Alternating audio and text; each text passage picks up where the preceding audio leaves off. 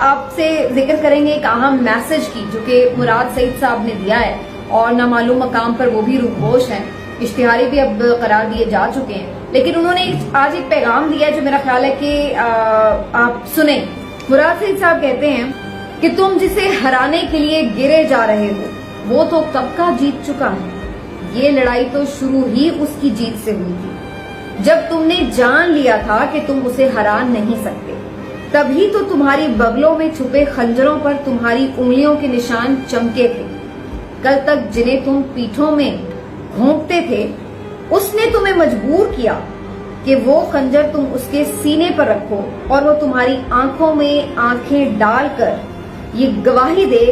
کہ لا الہ الا اللہ، نہیں کوئی معبود سوائے اللہ کے۔ اس کی نظروں کی بے خوفی ہی نے تمہیں نظروں سے گرا دیا۔ آج اس کا